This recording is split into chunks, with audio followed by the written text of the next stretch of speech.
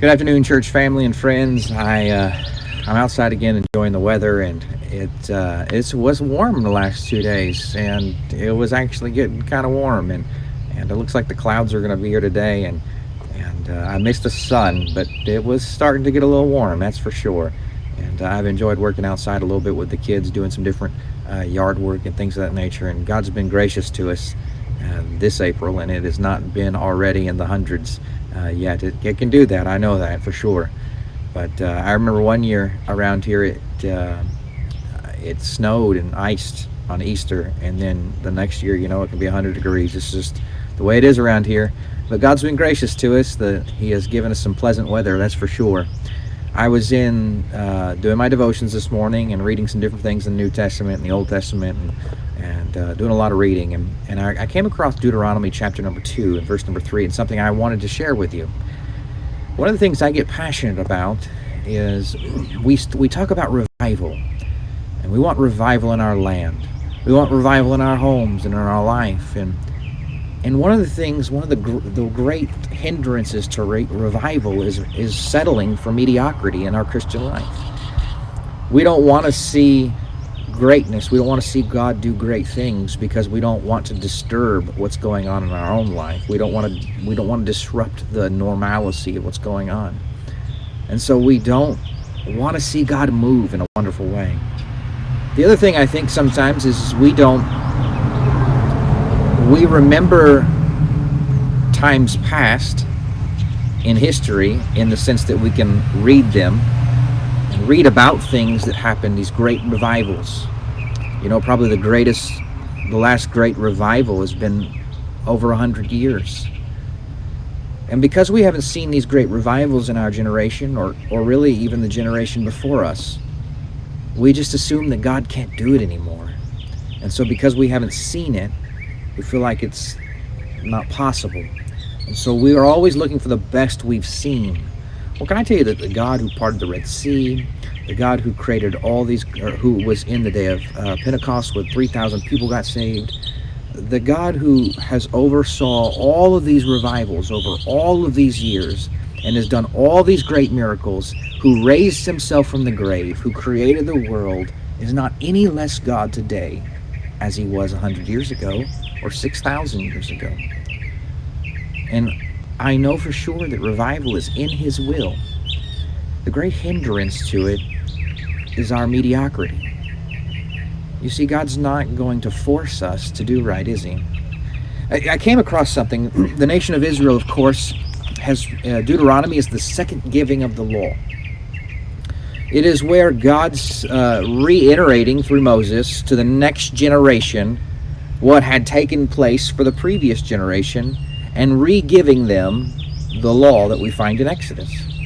And so in Deuteronomy chapter number 2, Moses has been speaking to the nation of Israel, and he says in verse number 2, and he says, "The Lord spake unto me, saying, Ye have compassed this mountain long enough. Turn you northward." You say, that's not a very important verse, is it? The word compass it means to circle. Go with me to Deuteronomy chapter number 1 in verse number 2. It says, "There are 11 days' journey from Horeb by the way of Mount Seir unto Kadesh Barnea." You see, they had been circling in an 11 days' journey on foot, amount of land. Now, it's not an 11 days' journey if you were hiking and had no encumbrances and no small children and no cattle and no wagons, or I guess they had something of some sort. No caravans, no beast of burdens, no tents, no possessions. But you see, if you had to pack up your house every day and put it on a camel or a horse or a donkey and move it and take children and little ones and possessions, can I tell you that an 11-day journey is a lot shorter distance than what you and I would think of. For 40 years, the nation of Israel has been walking around in circles around Mount Seir in an 11 days journey worth of land. What a monotonous life they lived. You see, what should have taken 3 days journey into the wilderness to is what God said, that they would go into the wilderness to offer sacrifices to God out of Egypt, remember? And they came to Mount Sinai, and they had 40 days there at least, because Moses was 40 days on the mountain there getting the law of God, and so 43 days-ish, if you will. And then from there to Kadesh Barnea, where they were to cross into the Jordan, cross the Jordan River into the Promised Land. Should have been an 11-day journey. Well, I'm not very good with math, but that's 54 days, roughly.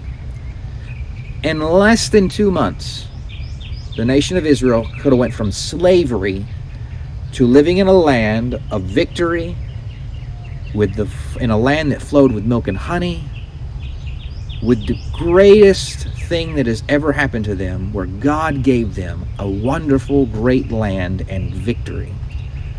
But instead, in verse number 26, it says this: "Notwithstanding, you would not go up, but rebelled against the commandment of the Lord your God." They found it easier to walk around in circles, being fed by God every day, being watered by God every day, being clothed and taken care of, being protected. But they walked around in circles. They progressed nowhere. There was no progression at all. There was no moving forward for God. There was no victory. There was nothing. There was just the status quo. I imagined all my life, really, I came across this, I imagined all my life that the nation of Israel, in my mind, I envisioned the entire Sinai Peninsula there and Saudi Arabia and all that wilderness area, and I figured that they were walking around in this great, vast wilderness. But I bet you, and I'm not supposed to use the word bet, I would take a gander and I would guess that they walked around for 40 years in that small patch between Horeb, around Mount Seir, and Kadesh Barnea, an 11 days journey worth of land, of a group of millions of Jews who God said would all die in the wilderness because they refused to move forward for God. They lived I would say, pretty comfortable life for the most part. They never had to worry about food or water or clothes or shelter. God provided all their basic needs. But I would imagine every time they picked up and moved down the road, they passed by graves of people who died a meaningless life. They never did anything for God. What was the great accomplishment that generation did? Well, they left out of Egypt. But what do we remember them for? Nothing. The only thing we really remember them for is the golden calf. They walked around in circles. Let me ask you this. When are we going to get tired of walking around in circles in our Christian life? When God says, hey, you have walked around in circles long enough. Go into the promised land and progress in your Christian life. And live in a life full of milk and honey, not just a bowl of manna every morning, but milk and honey and all the wonderful blessings and joy that I have in store for you. When are we going to get tired of living our lives just passing by doing the same old things? When are we going to get a thirst and hunger for God to do something great in our lives? Listen, when we get tired of walking around in circles, God can do something with us. I encourage you today, evaluate your life. Ask yourself, am I walking around in circles? Or am I ready to see the bountiful blessings of God by following Him wholly and fully? I hope this is a blessing to you today. It was a huge blessing to my heart. Listen, I look forward to when we get back to congregating again in person.